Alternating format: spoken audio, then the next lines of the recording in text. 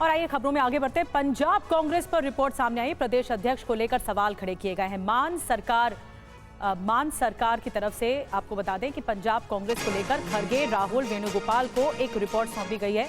Report में प्रदेश अध्यक्ष अमरिंदर सिंह की कार्यशैली को लेकर सवाल उठाए गए हैं। इससे पहले जो सरकार रही पंजाब में, TV9 पर कांग्रेस की आंतरिक रिपोर्ट की पूरी जानकारी मौजूद है। रिपोर्ट में यह कहा गया है कि राज्य के वरिष्ठ नेताओं में आपस में तालमेल बिल्कुल नहीं है और भगवंत मान सरकार के खिलाफ संगठन किसी बड़े मुद्दे पर लंबे समय तक सड़क पर नहीं उतरा। ऐसा लग रहा है कि पंजाब यूनिट मान सरकार से सीधी लड़ाई से बच रहा है। प्रदेश अध्यक्ष अपने लोगों को कार्यकारी जिला अध्यक्ष बना रहे हैं। उपचुनाव में प्रदेश अध्यक्ष अपनी पत्नी की सीट पर ही प्रचार में व्यस्त रहे। रिपोर्ट में यह भी कहा गया है कि फगवाड़ा निकाय चुनाव में बिना नेतृत्व को बताए बीएसपी से समझौता तक कांग्रेस ने कर लिया। UEM Jaipur is a perfect target for prospective students aspiring for good jobs, good education with future-ready skills. तो फिलहाल आपको बता दें, ये एक सबसे बड़ी खबर इस बीच आपको बता रहे हैं, जहां जानिए किस तरीके से अब पंजाब की सियासत को लेकर खबर बहुत बड़ी है।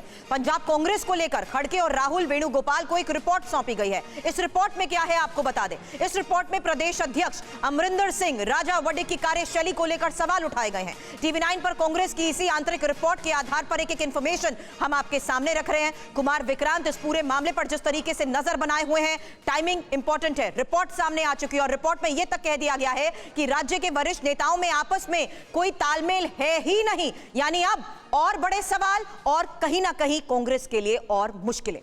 कुमार विक्रांत बताएं रिपोर्ट में और क्या है। जी देखिए, निश्चित तौर पर जिस तरीके से पंजाब में कांग्रेस मुख्य विपक्षी दल है और उसके बाद जो रिपोर्ट आला कमान को सौंपी गई है, उसमें प्रदेश अध्यक्ष की कार्यशैली पर सवाल किए गए हैं। ये भी कहा गया है कि प्रदेश अध्यक्ष एकला चलो की नीति पर चलते हैं, सबको साथ लेकर नहीं चलते हैं। इसके अलावा ये भी कहा गया कि वहाँ के बड़े नेताओं में आपस में तालमेल नहीं है और तालमेल बिठाने के लिए प्रदेश अध्यक्ष की तरफ से कोई कोशिश भी नहीं की जा रही है। इसके अलावा तमाम ऐसी चीजें हैं जो ये भी कहा गया है कि भगवंत मान सरकार को 3 साल हो गए और 3 सालों में प्रदेश संगठन की ओर से कोई बड़ा मुद्दा लंबे वक्त तक के लिए और बड़ा धरना प्रदर्शन नहीं किया गया है। कि क्या कहीं आपस में कोई परहेज किया जा रहा है? क्या जो प्रदेश संगठन है वो भगवंत मान सरकार से एडजस्टमेंट है उसका कोई?